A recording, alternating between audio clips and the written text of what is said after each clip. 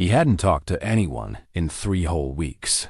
He hadn't felt a hug or a handshake in 20 years.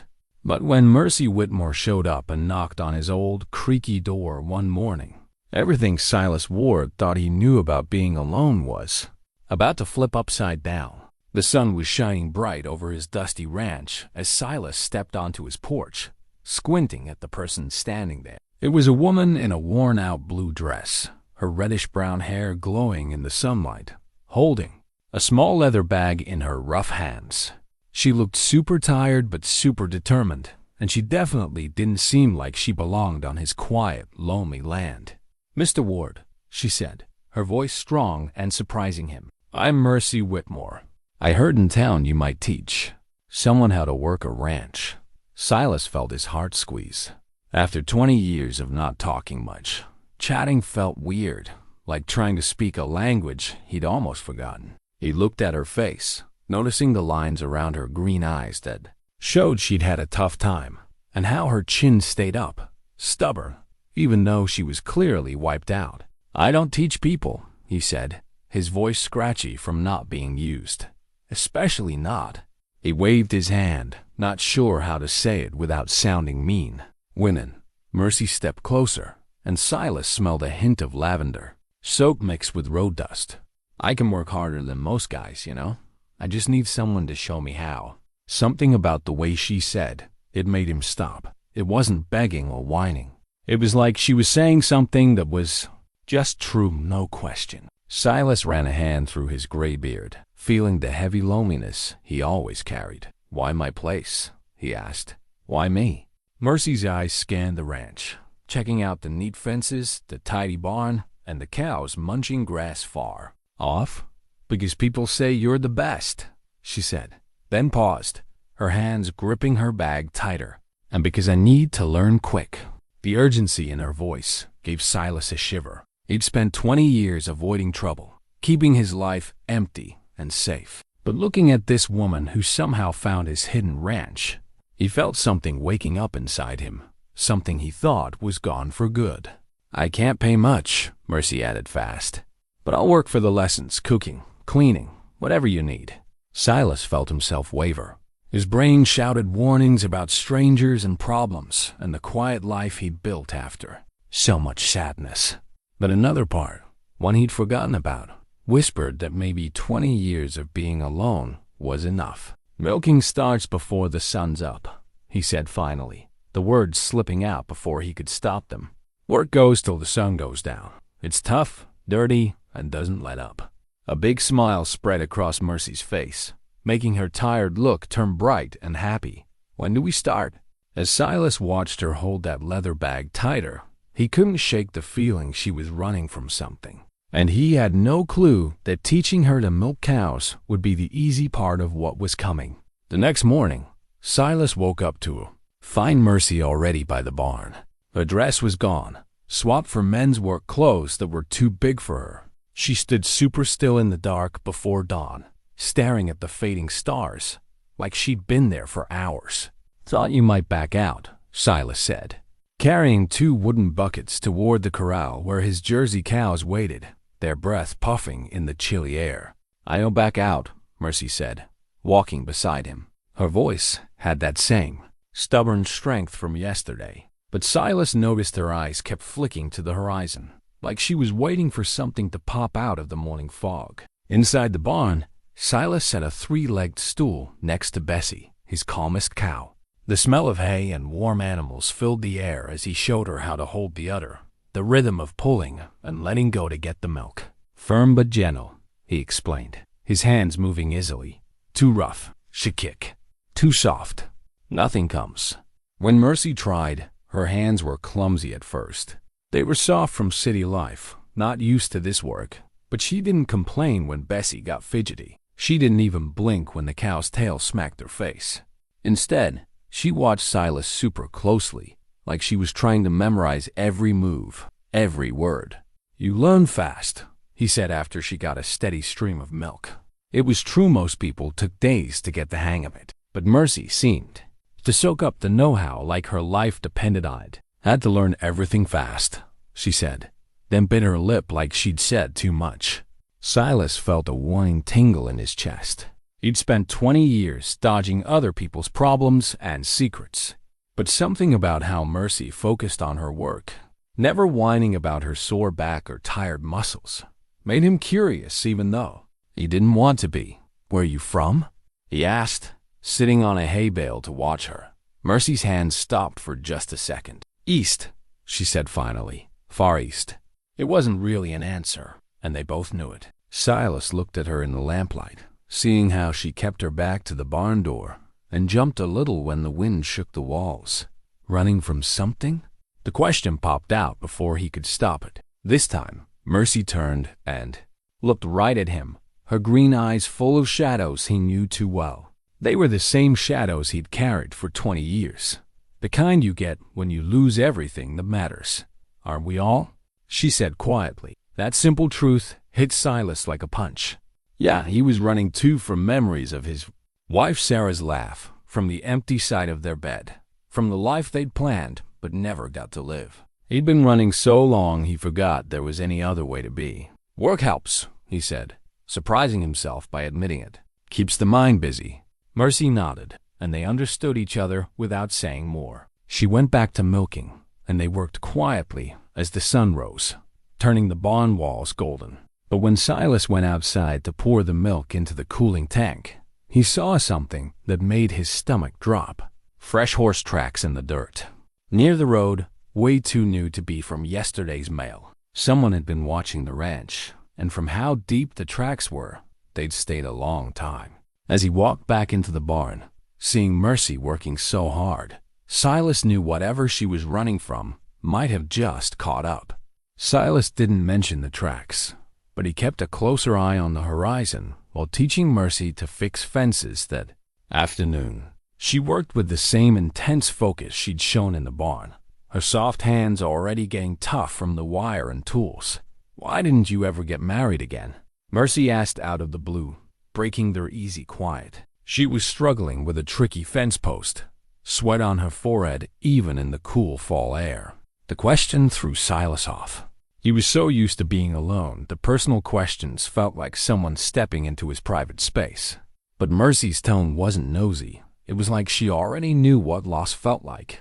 "Some hurts don't heal," he said finally, helping her hold the post steady. "Some people aren't meant to love twice." Mercy stopped working, looking at him with those green eyes that saw too much. "That's the saddest thing I've ever heard." "Is it?" Silas looked at her, noticing how she touched a pale spot on her ring finger where a wedding band used to be. "Seems like you might get it." She turned back to the fence, working harder, but not before he saw a flash of pain on her face. Understanding it doesn't make it less sad. They worked until the sun started dipping behind the mountains, and Silas found himself enjoying talking for the first time in years. Mercy had a way of asking questions that didn't feel pushy, of listening without demanding answers he wasn't ready to give. But as they walked back to the house, Silas noticed Mercy slowing down, her eyes scanning the growing dark with obvious fear. Whatever confidence she had in the daylight seemed to fade with the sun. "You can sleep in the spare room," he said, surprising them both, "just till you figure out what's next." Relief washed over her face so strongly that Silas felt a spark of anger toward whatever scared her so much. "Thank you," she whispered. "I swear I won't be any trouble." But trouble found them anyway. As they reached the porch, the sound of horses' hooves echoed through the valley. 3 riders came out of the trees, their faces hidden in shadows, but their purpose clear in how they rode straight toward them. Mercy froze beside him, her breathing fast and shallow. "They found me," she said so quietly he almost missed it. Silas felt something he hadn't felt in 20 years, a fierce need to protect someone, to beat out his urge to stay out of fights. Without thinking, he stepped in front of Mercy, his hand reaching for the rifle by the door. "Friends of yours?" he asked, though he could tell from the fear coming off her that they weren't. The riders got closer, and in the fading light, Silas saw hard faces and the shine of guns at their sides. Whatever Mercy was running from had claws, and it had caught up to her on his land. As the lead rider called out a greeting that sounded more like a threat, Silas knew his 20 years of peaceful loneliness were about to end in a big, messy struggle. Silas was ready to fight. The lead rider's voice was harsh. "Evening," he called out, his voice fake friendly but threatening. The man was big and rough-looking, with cruel eyes that lingered too long on Mercy. "We're looking for a woman. Auburn hair, green eyes, goes by Mercy." Silas felt Mercy's hand grab his arm, her fingers digging in with desperate strength. He could feel her shaking, but when he glanced back, her chin was up, defiant despite her fear. "Don't know anyone by that name," Silas said, his voice calm, despoteth adrenaline pumping through him. "You're on private property." The man laughed, a mean laugh with no humor in it. "Now that's interesting, because we tracked our horse right to your door." He pointed at the other riders, who spread out a bit, like they were ready for trouble. "Jeremiah," Mercy said, stepping out from behind Silas despite his attempt to shield her. "I told you I'm never going back." Jeremiah's fake smile disappeared, replaced by something cold and possessive. "You don't get to decide. That wife, you took something that belongs to me." The word wife hit Silas like a shock, but not for the reason he expected. It wasn't jealousy that filled him, but anger at how Jeremiah said it. Like Mercy was something to own, not a person who'd made her own choice. "I took nothing that wasn't already mine," Mercy said, her voice getting stronger with every word. "The money was my father's, left to me. You had no right to it." "Your father's dead," Jeremiah snapped. "What was his became mine when you married me, just like you did." His hand rested on the gun at his hip, a lazy threat that chilled Silas's blood. But his next words changed everything. "And just like our son does." Mercy gasped. A sound ripped from deep inside her. "Thomas is safe where you'll never find him." Silas felt the pieces falling into place with a sickening click. Mercy wasn't just running from a mean husband. She was protecting her kid. The way she learned everything so fast. The way she was always watching. The fear in her eyes. It all made awful sense now. "See, that's where you're wrong," Jeremiah said, his smile back like a wolf smelling blood. "Boys belong with their fathers, and wives belong with their husbands. We're going home, Mercy, all of us." The threat hung in the air like smoke from a fire. Silas could feel the weight of the rifle in his hands and knew the odds of taking on 3 armed men before they could hurt Mercy. But 20 years of staying out of trouble warred with a new feeling of bestowing a fierce need to protect her that was stronger than his fear. "She's not going anywhere," Silas heard himself say, the words cutting through the tension like a knife. "Not with you." Jeremiah's eyes turned to him, sizing him up and dismissing him. "Old man, this doesn't concern you. Walk away." But Silas had spent 20 years walking away from life, from connection, from anything that mattered. He looked at Mercy, saw the hope and fear fighting in her face, and made a choice that would change everything. "I'm not walking anywhere," he said, raising the rifle. "But you're getting off my land now." The silence that followed was thick with the promise of violence. Silas knew whatever happened next would decide whether Mercy's desperate run for freedom would end in tragedy or victory. Jeremiah's hand twitched toward his gun, but something in Silas's steady gaze made him pause. 20 years of being alone had taught Silas patience, and 20 years of loss had taught him some things were worth dying for. "You're making a mistake, old man," Jeremiah said, his voice losing its fake friendliness. "That woman is mine by law, and the boy too." "The boy is safe," Mercy cut in, her voice stronger now with Silas by her side. "And he'll stay safe. I left him with people who care about him, not men who think kids are things to own." Silas felt a wave of respect for her courage, even as he calculated distances and angles.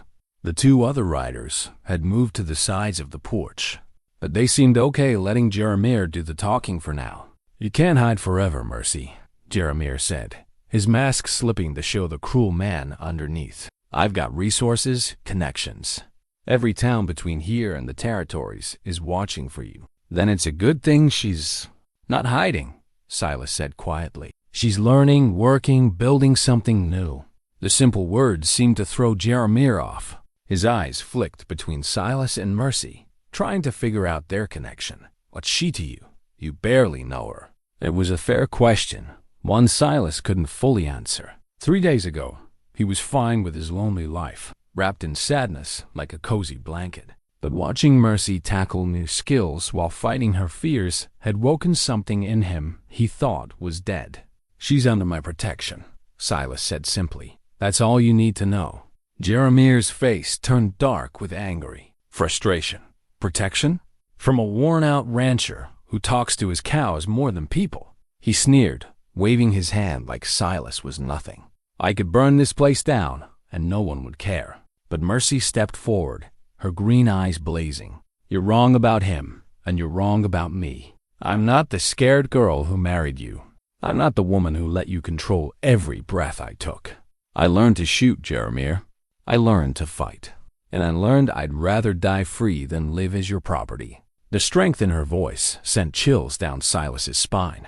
This wasn't the desperate woman who showed up begging for help. This was someone who'd found her power in the darkest places and made it unbreakable. Jeremir's cool act broke completely. "You think this old fool can protect you? You think hiding here changes anything?" He shouted, his voice echoing across the valley. "I'll be back, Mercy, with more men, with papers from the territorial judge. And when I come back, your protector might have an accident." The threat hung like poison in the air. But as the three riders turned their horses and vanished into the dark, Silas felt something he hadn't felt in 20 years. He felt alive. The quiet after the riders left felt heavier than the fight itself. Mercy stood frozen on the porch, her hands shaking as the adrenaline faded. Silas lowered his rifle but kept it close, his eyes scanning the dark for any movement. "They'll be back," Mercy said finally, her voice barely a whisper. "Jeremir never makes empty threats. And now he knows you'll stand against him." Silas nodded, feeling the weight of what he'd just signed up for. 20 years of careful loneliness, gone in minutes because of a woman with green eyes and more courage than sense. But looking at her, standing there defiant despite her fear, he couldn't regret it. "Tell me about your son," he said gently, leading her into the small farmhouse. The inside was plain but clean, with handmade furniture that showed years of lonely evenings spent working with his hands. Mercy sank into a chair by the cold fireplace, exhaustion taking over. "Thomas is 6. He has my eyes but his father's stubborn streak." A small smile touched her lips. "I left him with my sister in Kansas City. She runs a boarding house, has enough people around that one more kid won't stand out. And the money Jeremir mentioned. My father left me a big inheritance. When he died last year," she said, "Jeremir thought it was his, but the will said it was mine alone." Her hands clenched in her lap. "He used Thomas to control me, threatened to hurt him if I didn't sign it over. So I took what I could carry and ran." Silas knew what desperation could do, how it pushed people to make impossible choices. He'd made his own desperate choice 20 years ago, choosing loneliness over the risk of loving and losing again. "Why learn ranching?" he asked. "Why not keep running?" Mercy looked around the simple room, taking in the handmade furniture and the sense of peace Silas had built. "Because I'm tired of running. Because Thomas deserves a real home, not a life always looking back. I thought if I could learn to work the land, maybe buy a small place somewhere far away, we could disappear for good." It made sense, but Silas saw the problem. "Jeremir found you here. He'll find you anywhere. Then what do you suggest?" Mercy snapped, fear and frustration sharpening her tone. "Go back to him? Let him raise my son to be like him." "No," Silas said firmly, surprising them both. "I suggest we make sure he can't find you again." Mercy stared, hope and doubt battling in her face. "We?"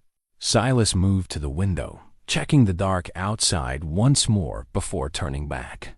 "I've been alone for 20 years, Mercy. I thought that's what I wanted, what I deserved. But watching you fight for something better, refusing to give up."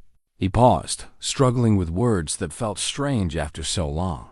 "Maybe some wounds can heal if you let them." "Silas," Mercy started, but he raised a hand. "Jeremir was right about one thing. I'm a worn-out rancher who talks to his cows more than people. But I know this land, know the territories better than any city man. And I know sometimes the best place to hide is right where you are, if you're strong enough to make a stand." The promise in his words was clear, and Mercy felt something she hadn't felt in years, real hope. But looking at Silas's weathered face, she saw something else that caught her breath. She saw a man ready to love again, even if it meant risking everything he'd built from his grief. 3 weeks passed with no sign of Jeremiah, but Silas knew better than to trust the calm. He spent those weeks teaching Mercy everything about the ranch, the land, and surviving where the law was just a suggestion. She soaked up every lesson with the same intense focus she'd shown that first morning in the barn.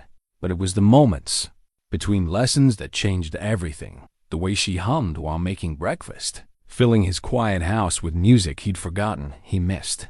The way she laughed when a stubborn cow wouldn't budge, a sound that made his chest ache with something other than grief. The way her hand brushed his when passing tools, small touches that reminded him what human warmth felt like. "You've changed," Mercy said one evening as they sat on the porch, watching the sunset paint the mountains purple. "When I first got here, you looked like a man who'd forgotten how to live." Silas thought about it, watching the last light fade. Maybe I had. Maybe it took someone fighting for their life to remind me mine was worth living. The words hung heavy with meaning they didn't dare name. But when Mercy's hand found his in the dark, Silas felt 20 years of ice around his heart start to crack. The moment broke with the thunder of horses. This time, it wasn't 3 riders, but nearly a dozen, including a man with a marshal's badge riding beside Jeremiah. "Mercy Whitmore," the marshal called, his voice full of official weight. "I have a warrant for your arrest. Theft, abandonment of marriage, kidnapping of a minor child." Silas felt Mercy's hand tighten on his, her body stiff with familiar fear. But when she stood, it wasn't with the panic of a trapped animal. It was with the strength of a woman who'd found her power. "Marshal," she said clearly, "I have papers proving my father's inheritance was legally mine. I have witnesses to my husband's threats against my child, and I have the right to protect my son from a man who thinks violence is his right." "Pretty words," Jeremiah growled, dismounting with smug satisfaction, "but you're still coming with us." That's when Silas stood, holding a folded paper that made Jeremiah's face go pale. "Funny thing about territorial law," Silas said casually. "A woman can't be forced back to a marriage that's been legally dissolved." The marshal frowned, taking the paper. "This is a divorce decree filed in Denver 3 weeks ago," Silas said, "along with evidence of domestic violence and threats against a minor child. Amazing how fast justice moves when you know the right territorial judge." Jeremiah Fitzjeremy's carefully built control fell apart as the marshal read the papers. But Mercy's next words finished him off. "Thomas is already legally in my sister's custody," she said. "Your claim on him died with our marriage, Jeremiah. You have no power here anymore." As the riders rode off into the night, defeated and empty-handed, Silas turned to see Mercy looking at him with wonder and something deeper. "How?" she whispered. "A man with 20 years of solitude learns to write very persuasive letters," he said softly. "And sometimes Loviosio's love makes us braver than we thought possible." When she kissed him under the starry sky, Silas finally knew that some wounds don't heal alone. Sometimes they heal in the warmth of another person's hope and the courage it takes to fight for a future worth having. 6 months later, when Thomas arrived to find his mother glowing with happiness and a man who taught him to milk cows with patient hands, Mercy knew she'd found more than a safe, grown safe. On Silas Ward's ranch, she'd found a home,